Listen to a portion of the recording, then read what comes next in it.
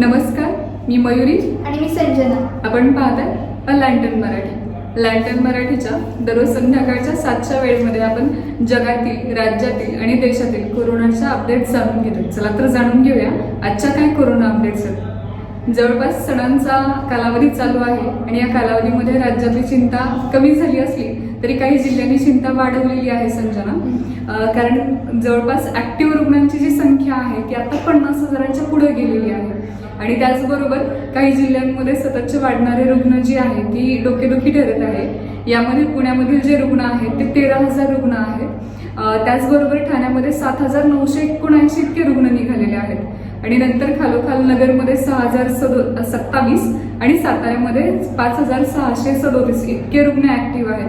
त्यामुळे रुग्णांची संख्या जरी कमी झाली असली तरी या जिल्ह्यांनी मात्र चिंता वाढवलेली आहे संजना.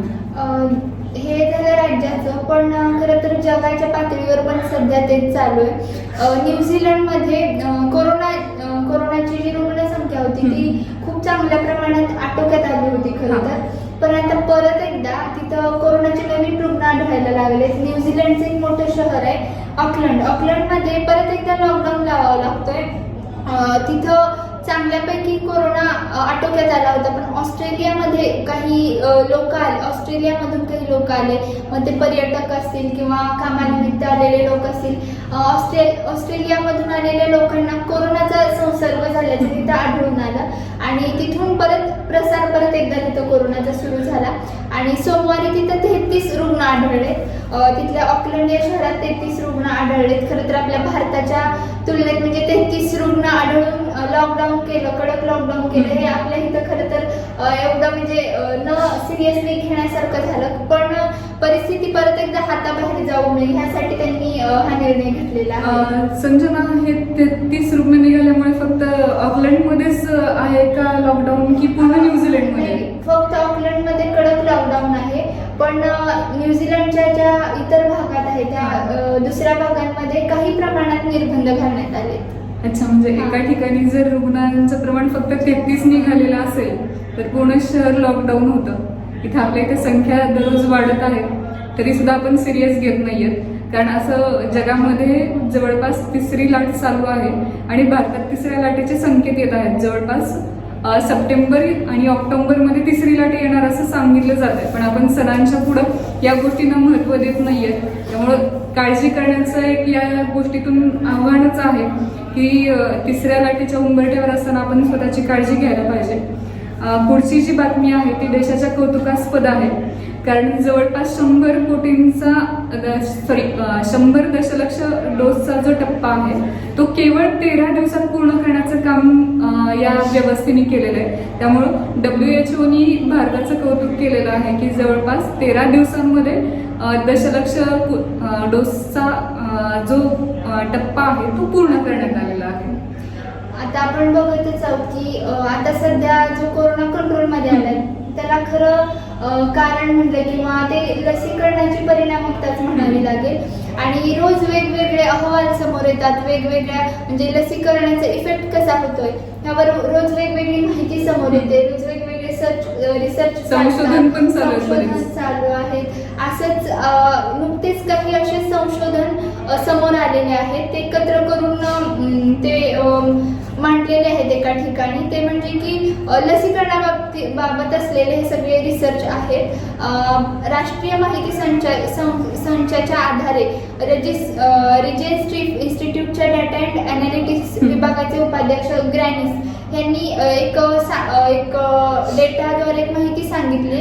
ती म्हणजे की मॉडर्नाची जी लस आहे ती इतर लसींच्या म्हणजे फायझर असेल किंवा जॉन्सन अँड जॉन्सनची जी लस असतील त्या लसींपेक्षा जास्त ही डेल्टावर प्रभावी करते. म्हणजे डेल्टा व्हॅरियंटचा कोरोना रुग्ण असेल तर त्याच्यावर फायझर असेल किंवा जॉन्सन अँड जॉन्सन पेक्षा मॉडर्नाची लस जास्त इफेक्ट करते. आणि अजून एक दुसरा एक रिपोर्ट आहे, morbidity and mortality weekly report आहे आणि त्यात पण असं सांगितलं की mRNAच्या ज्या लसी असतात त्या जास्तीत जास्त कोरोना रुग्णांवरती प्रभावी आहेत किंवा कोरोनाच्या व्हॅरियंटवर सगळ्याच व्हॅरियंटवरती प्रभावी आहेत.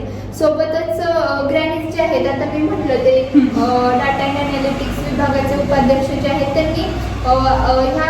त्यांनी जो डाटा सांगितलाय त्यानंतर त्यांनी असं एक सांगितलं की गंभीर आजारपण असेल कोरोनामधलं जे सिरियस होण्याचे जे चान्सेस आहेत किंवा मग ह्यासाठी किंवा आरोग्य व्यवस्थेवरचा ताण कमी करण्यासाठी लसी खरंच खूप गरजेच्या आहेत. आणि त्यानंतर अजून एक विजन नेटवर्कने एक सर्च केला होता, एक रिसर्च केला होता आणि त्यामध्ये त्यांनी जून, जुलै आणि ऑगस्टमध्ये जे डेल्टा रुग्ण आढळले होते त्या डेल्टा रुग्णांची एक डाटा कलेक्ट केला होता त्यांनी 9 राज्यातले आणि 32 कोरोना रुग्णांच्या संसर्गाचं विश्लेषण या डाटामध्ये केलंय. आणि तो जो डाटा आहे त्यात असं समोर आले की लसीकरण केलेले जे लोक आहेत किंवा लसीकरण केलेले जे संख्या आहे ती आणि लसीकरण न केलेले जे लोक आहेत ह्यांची जर तुलना केली तर रुग्णालयात परत एकदा जर कोरोना झाला तर रुग्णालयात दाखल होण्याचं प्रमाण हे लसीकरण केलेल्या रुग्णांमध्ये खरं तर खूप कमी प्रमाणात आहे. म्हणजे 5 ते 7 पटींनी कमी झाले. म्हणजे जर लस घेतली असेल तर तुम्ही हॉस्पिटलायझेशन होण्याची संख्या म्हणजे होण्याचे चान्सेस जवळपास 5 ते 7 पटींनी कमी होतात. आणि आधीच्या व्हॅरियंट एवढीच आताच्या व्हॅरियंट वर तितक्याच प्रमाणात ही लस इफेक्ट करते. आणि सोबतच अमेरिकेचा एक अभ्यास आहे. आता हा जो अभ्यास आहे त्यात आतापर्यंत ज्या लसी बनल्यात मग त्या परदेशात असतील आपल्या देशात असतील सगळीकडेच ज्या लसी बनल्यात त्या सगळ्याच लसी ह्या कोविड वर प्रतिबंध करण्यासाठी खूप चांगल्या प्रमाणात इफेक्ट करत आहेत. थोडक्यात सगळे कोणतेही लसीकरण असू द्या ते तुमचं कोरोनापासून संरक्षण नक्कीच करतं असं या माहितीतून समोर आले. म्हणजे थोडक्यात काय, आपण जर लस घेतली नसेल तर कोरोनाची गंभीरता आपल्यावर जास्त प्रमाणात होणार आहे आणि लस घेतली असेल तर कोरोनाची गंभीरता आपल्या प्रमाणात कमी होणार आहे. या सगळ्या गोष्टी करून बऱ्याच अंशीमध्ये पण काही आलेलं होतं की लस घेतली तरी कोरोना कसा काय झाला. या सगळ्या गोष्टी असताना देखील हे जे रिपोर्ट्स आहेत ते असं सांगतात की तुम्ही लसीकरण जर 100% जर कम्प्लीट केलं असेल तर कोरोनाची परिणामता जी आहे तुमच्यावर ते कमी कोरोना होणार त्यात काही शंका नाही. पण जर समजा कोरोना झाला असेल तर तुमचं जो हॉस्पिटलायझेशन किंवा गंभीर होण्याचे प्रमाण नक्कीच कमी असणार आहे असं या रिपोर्टवरून तरी दिसून येते. या सगळ्या रिसर्चवरून असंच एक संशोधन आहे आता झालेलं. आपण काही दिवसांपूर्वी न्यूज पाहिलेली असेल किंवा ऐकलेली असेल की गंगेच्या भोवती ज्याला अशा आहेत किंवा जे खर्च आहे तो साठलेला होता. अशातच आणखीन एक संशोधन आलं. ते संशोधन असं सांगतं की गंगाजलाने कोरोना रुग्ण बरा होतो आणि उपचारात प्रभावी ठरते. आता हे मांडणं वेगळं असेल पण हा संशोधनाचा भाग आहे. तर त्यामध्ये संशोधकांनी असा दावा केलेला आहे की गंगेच्या पाण्यामध्ये जास्तीत जास्त बॅक्टेरिया असतात आणि हे बॅक्टेरिया काही अंशी कोरोना उपचारामध्ये प्रभावी ठरते. हा संशोधनाचा भाग आहे. पण असं संशोधन निघालेलं आहे त्यामुळे कधी काय संशोधन निघेल हे सांगता येणार नाही. त्याचबरोबर सर्वोच्च न्यायालयाचा एक महत्वाचा निर्णय आलेला आहे की कोरोनामुळे जर एखादी आत्महत्या केली असेल तर ती आत्महत्या न धरता हा कोविड-19 मुळे झालेला मृत्यू हा धरावा. असा सर्वोच्च न्यायालयाचा निकाल आलेला आहे. यामध्ये असं सांगण्यात आलेलं आहे की एखाद्या व्यक्तीने कोरोनाच्या डिप्रेशनमध्ये जर आत्महत्या केलेली असेल तर तो कोविड-19 मुळे झालेला मृत्यू असेल असं ग्राह्य धरण्यात यावं. आणि महत्वाचं म्हणजे जे बेनिफिट्स आहेत ते या मृत्यू झाले म्हणजे कोरोना काळातील मृत पावलेल्या व्यक्तीला जे बेनिफिट्स मिळणार आहेत तेही या व्यक्तीला देण्यात यावेत असं सर्वोच्च न्यायालयाने निवाडा केलेला आहे प्रकरणामध्ये. त्यामुळे आता सध्याच्या कालावधीमध्ये जर कोरोनामुळे झालेली आत्महत्या हा कोविड-19 मुळे झालेला मृत्यू असं मानावं लागेल. यानंतरची जी बातमी आहे ती तेलंगणामधली आहे. आता लसीकरणाचं महत्त्व आता वेगळं सांगायची खरंच काही गरज नाहीये.